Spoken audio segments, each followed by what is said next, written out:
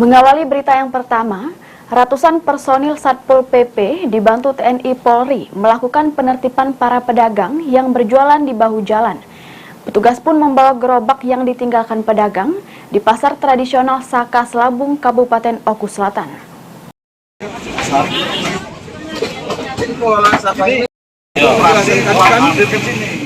Penertiban para pedagang yang berjualan di bahu jalan di pasar tradisional Saka Selabung, Kabupaten Oku Selatan ini diduga telah bocor. Pasalnya, banyak para pedagang yang mengosongkan lapak tempat berjualan. Petugas pun mengangkut lapak para pedagang yang telah ditinggalkan tersebut. Petugas juga membongkar lapak pedagang yang berjualan di bahu jalan karena dianggap mengganggu ketertiban jalan. Dalam penertiban kali ini, bagi pedagang yang lapaknya memakan bahu jalan diberikan peringatan agar segera melakukan pembongkaran sendiri.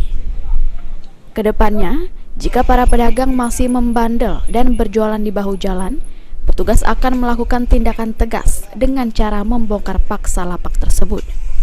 Hari ini kita bersama pemerintah daerah Kabupaten Oku Selatan melakukan upaya penertiban terhadap pedagang-pedagang yang melakukan dalam tanda kutip di badan jalan, dan semua tadi sudah bisa bekerja dengan baik. Semua jajaran kami dibantu TNI Polri dan pengurus Kompas Saka Selabung berkolaborasi bersama-sama dan tidak ada masalah.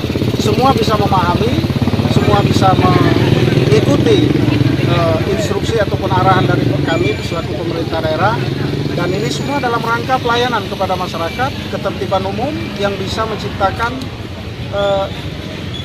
keamanan dan kenyamanan bagi para pengunjung pasar Saka Selabung ini. Sri Fitriana, PAL TV.